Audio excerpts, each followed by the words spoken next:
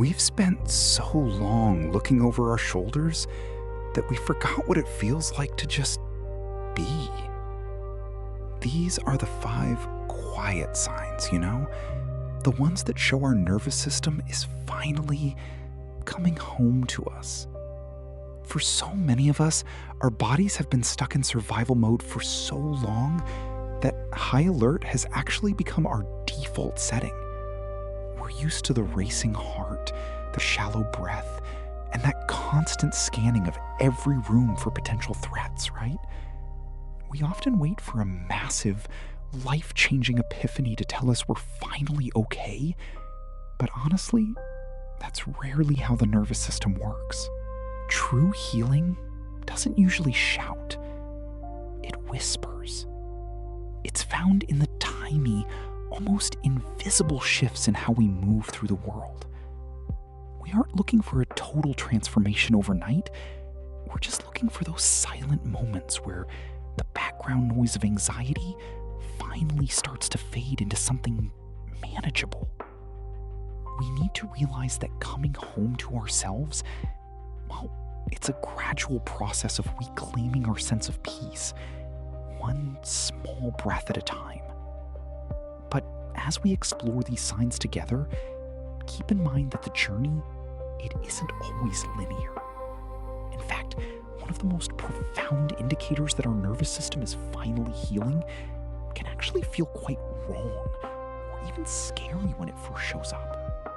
You might even mistake it for a step backward, So before we get to that surprising shift, let's look at the first quiet sign that our internal alarm system is finally beginning to trust the world again. You see, to really understand why safety feels so foreign to us, we first have to acknowledge the long years we spent in survival mode. For many of us, our brains weren't originally designed to help us thrive or even be happy, right? No, they were designed simply to keep us alive. This state of constant vigilance, what we call hyper-vigilance, is like living with an internal radar that, well, it never actually shuts off. I mean, we aren't just anxious for no reason. We are scanning. We're subconsciously tracking the tone of a voice, watching for the tiniest shift in someone's expression, or just waiting for that other shoe to drop. This constant state of high alert, it takes such a massive toll on our minds and our bodies. When we stay in survival mode for too long, our baseline for what feels normal actually becomes high stress. We become experts at navigating the storm, but we never really learned how to just exist in the sunlight. And here is the truth we really have to validate together. For many of us, calm has historically been a warning sign. In our past experiences, a moment of quiet was often just the heavy silence before an explosion. It was the deep breath right before the chaos. Because of that, when our lives finally start to get peaceful, our nervous system doesn't see safety, it sees a trap. We find ourselves pacing or feeling restless, unable to actually sit still, because our bodies are telling us that being relaxed is a liability. It's a heavy and honestly a very confusing realization. If our brains have been trained to distrust the very peace we've been searching for, well, it leaves us in a difficult spot. I mean, if we can't trust the feeling of calm to tell us we're okay, what are we actually supposed to look for? The gentle encouraging.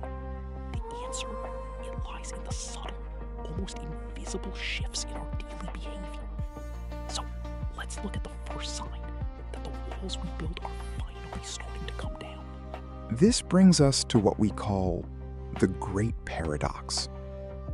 We've spent so much time, years really, wishing for a moment of peace. But when it finally arrives, it doesn't always feel like a warm hug. It feels like a threat. For many of us, the first time our nervous system actually feels safe, we don't exactly feel happy. We feel bored. Or we feel this strange, heavy sense of nothingness, you know? Think of our nervous system like a car engine that's been redlining for years. We've been flooring it just to survive, the needle buried in the red. When we finally take our foot off the gas and let the engine idle, it feels wrong. The silence is deafening. We're so used to the roar of anxiety that the quiet feels like something is missing. But here's the breakthrough we have to embrace. A quiet mind isn't an empty mind. It's a mind at rest. We often mistake this state for the void, a scary, hollow place where we think we'll lose our edge. In reality, that void isn't something to fear. It's the clearing. It's the open space where we finally get to figure out who we are when we aren't just reacting to a crisis. We have to stop treating peace like a trap. When that boredom hits, it's actually our body saying, we don't have to fight anymore. It's the space where we finally begin to exist, rather than just survive. However, as we start to settle into this new stillness, something even stranger begins to happen. We might notice that our physical surroundings start to look different, almost as if the colors are becoming more vivid. But there's one specific physical shift that usually catches us off guard.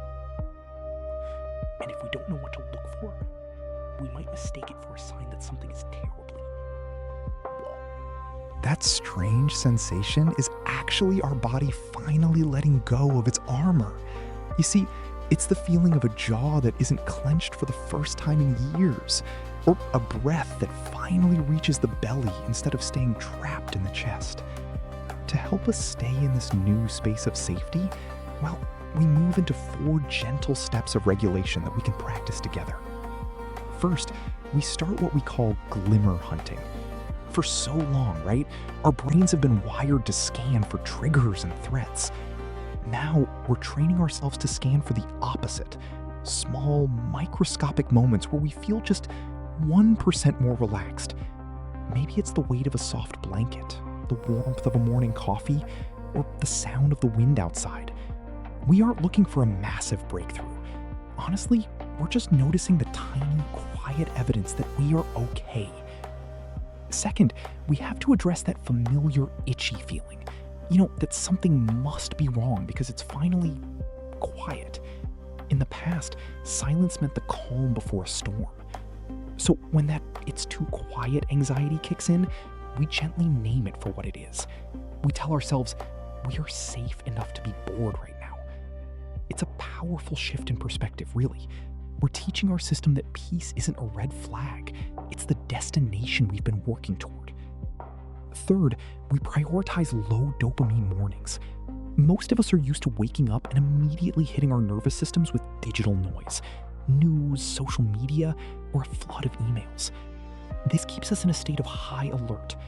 Instead, we try to give our bodies a window of time to regulate naturally. We let the morning be slow, letting our internal rhythm set the pace before the world demands our attention. We're choosing to start our day with ourselves, rather than reacting to everyone else. And fourth, we lean into our physical signs. When we notice our breath becoming a little deeper, or our shoulders finally dropping away from our ears, we don't try to analyze it or fix anything. We simply acknowledge these shifts without judgment. We see them as an act of self-compassion. We're telling our body, I see you, and I'm letting you rest. But even as we find this rhythm, there is one final quiet sign that often goes unnoticed. It's a shift in how we see other people. And it's perhaps the most beautiful part of this entire journey. However, it requires us to let go of a defense mechanism we've used to protect ourselves for as long as we can remember. When we finally, stop seeing everyone as a potential threat or a puzzle to solve, we enter our final baseline. This is the payoff we've been working toward all along. And we start to realize that we aren't actually becoming new people. Instead, we are simply returning to the versions of ourselves that weren't afraid to exist. We are finally coming home. For many of us, and this is important, this stage feels strange. We might feel heavy or slow, right? And our initial instinct is to judge it. We think we're losing our edge or becoming unmotivated, simply because we aren't constantly vibrating with that frantic energy of fight or flight. But we have to reframe that. Reassuringly, that heaviness, actually, it isn't a lack of energy at all. It's our body finally trusting the ground beneath us. It's the physical sensation of no longer needing to hover, hide, or run. It is the weight of being truly present. This quiet peace is a skill we are all learning together. It takes time to get used to the stillness. And it's okay if it feels a little boring at first. That boredom is actually a sign of safety.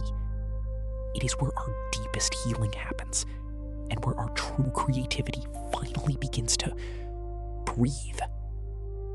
If you felt these shifts, or even just one of them, know that you are moving in the right direction. You are doing the brave work of teaching your body that the world can be a kind place. We'd love for you to join our community here at Psyche Unveiled as we continue to navigate this journey toward a regulated, peaceful life. So hit the subscribe button and stay with us as we uncover the beauty of a quiet mind together. Before we go, we want to leave you with a small practice. In psychology, we look for glimmers. Those tiny moments of safety or joy that signal to our brain that we are okay. What was the last glimmer you noticed today? Maybe it was the warmth of your coffee or a kind look from a stranger. Let us know in the comments below. We'll see you in the next video.